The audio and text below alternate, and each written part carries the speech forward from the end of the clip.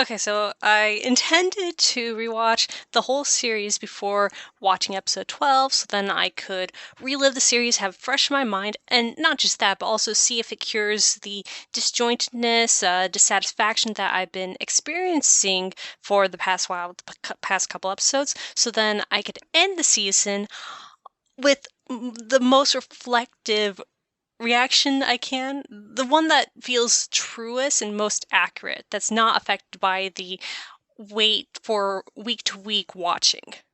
And then I didn't.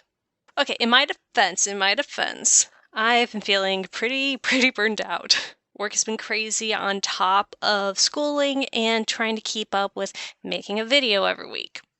And then other, depressive stuff, really. So I basically did none of that. I just watched the episode today, Tuesday the 26th. And even though I did not go back and rewatch the entire season, it still felt exciting, like something real was happening. And I think part of that is I anticipated the whole episode being Miyo trying to save Kiyoka, which it kind of was, but I was expecting it to be just kind of like a disjointed battle that kind of has nothing to do with what's going on except for save Kiyoka. But no, saving Kiyoka was integrally tied to Miyo's own development and conflict throughout the series. In fact, she even literally had to face up against the her that we met at the beginning of the series, where she is just going with the flow, giving up at every point of conflict, just letting what happens happen and trying to feel nothing of it, wanting for nothing because it's easier, trying not to wish for any sort of companionship and just expecting to endure alone and kind of hoping to be left alone because it's just easier that way. I think it was really effective, and it's kind of what she needed to cap off her arc. I mean, this whole thing with going back to the Yasuba clan and her being brought back into her mother's family and her conflict with Kiyoka, that was all stemming from her not really being ready to not just trust Kiyoka, but mainly not being ready to allow herself to trust Kiyoka, not allowing herself to do the work that she would need to be in a healthy relationship, not allowing herself to rely on someone else and to hope/expect them to do good by her. It's the test to determine if what she learned by being separated from Kiyoka actually sticks. Does that actually matter? And I think it was really good that it took place in the Saimori household. That way it could put Miyo back in that mindset, remind her of every reason why she became the way she used to be, and then ask her, are you different now? Will you commit to being different now? I'm still not entirely sure what the whole thing the Emperor was trying to do was. I mean, now it seems that the whole time he was just trying to kill Kudo and their family and also make them less powerful by removing Miyo from the situation. I mean, now it makes sense that why he emphasized so much to Arata that he has to make sure Miyo doesn't come into contact with Kudo, and basically anyone with Dream Sight comes into contact, because he wanted to kill Kudo by whatever he did, where he went to a coma and had to fight grotesqueries for eternity until basically his soul gave out. I'm sure they explained it in a past episode. I could almost even remember the scene where they might have done that, but that was a while ago. I am very curious what the ultimate goal really was. Was it just to end Kudo? Why? What's the problem there?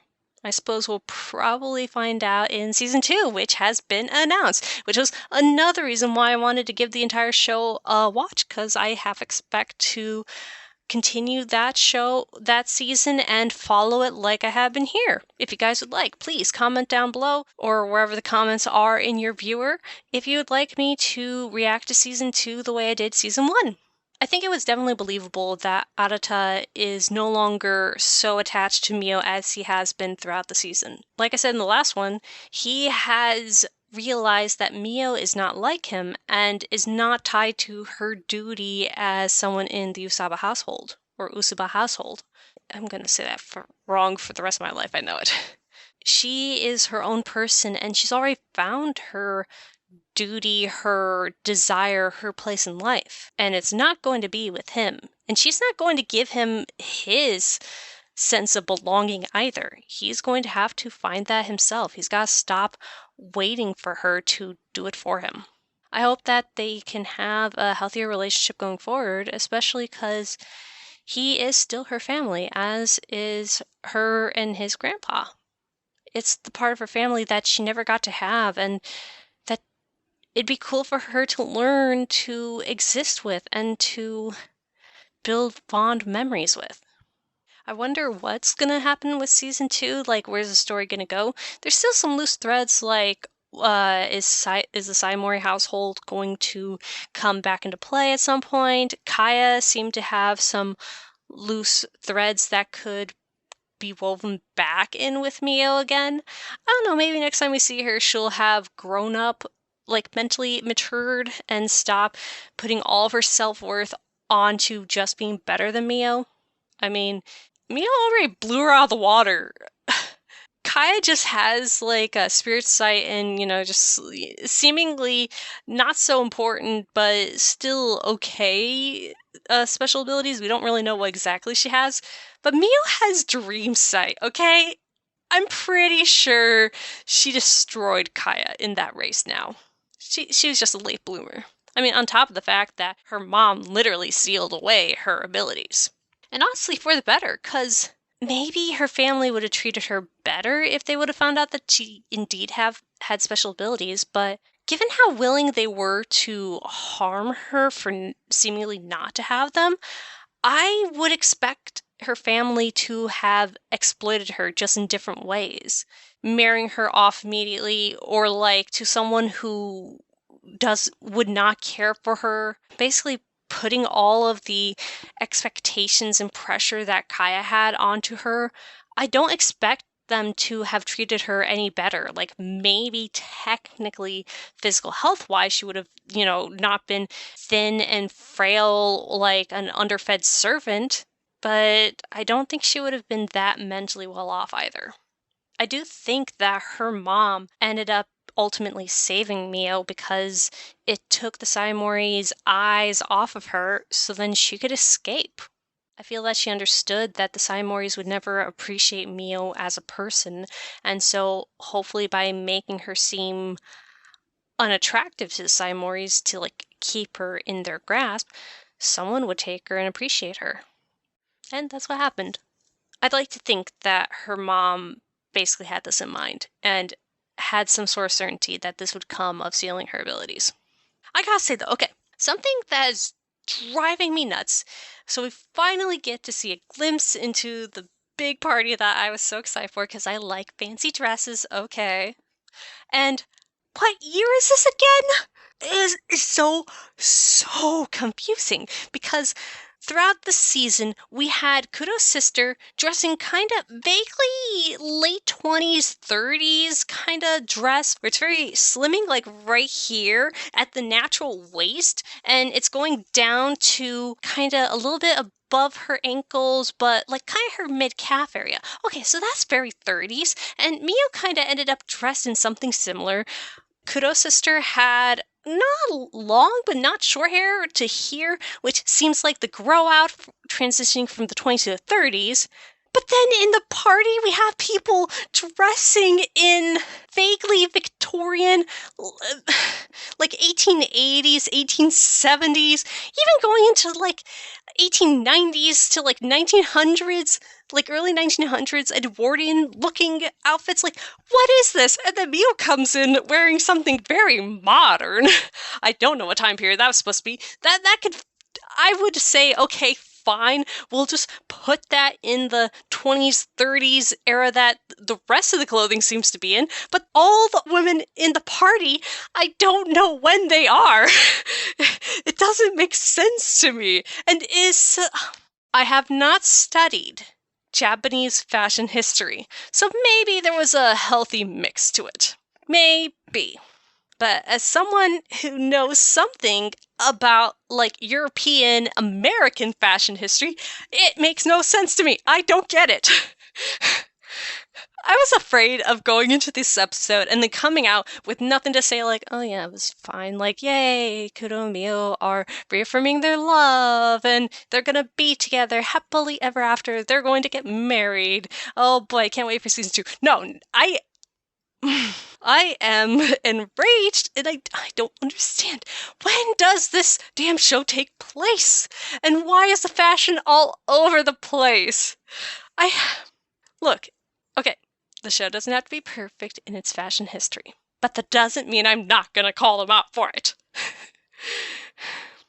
They just chose the wrong time periods, because, like, from 1880s to, like, 1930s are kind of my the time periods that I like the best, and so I look into most often, and wow, I don't understand. I do not understand why the day clothes look so much like 20s to 30s, and yet all of the dresses, except for Mia's at the party, suggest that it's just about to be 1900 at best. Alright, I'm hopping off my soapbox. I am done. Apparently, you guys want me to watch I'm in Love with a Villainess. I put up a poll recently, and that's been winning by a landslide. I'm kind of shocked. I put that up there because I had vague interest in it, but I wasn't confident in it, especially because I've watched a lot of, like, villainous secret good guy or, like, turn on its head otome villainous type isekai inversion type shows, and I'm kind of slightly over it. I don't have a lot of confidence that shows coming out trying to use that trope, I don't trust right now that they're going to really have something different or that I've not seen before in it. I kind of get a sense that we're at a point where that trope is just kind of being churned through the anime machine where it's like, oh, well, this is popular, so we gotta make a show about that. Like, that'll make money. And it's just kind of like a bad copy of the good one that launched the whole tidal wave. But no, apparently you guys want me to watch it, so I guess I'm going to follow that show. I do intend to try to follow the Apothecary Diaries because that one I am really interested in. Apparently my library has a few copies of the manga. I wanted to check it out to look into it more, but at my local branch they only had volumes 3 and 4, so I'm not going to start in the middle of it, okay? I'm excited to see where season 2 goes. I feel like I basically end every single episode that way, so I'm not going to stop now. Thank you very much for tuning in, and until next time. I hope this is as entertaining as I thought it was. I love ranting about fashion, okay?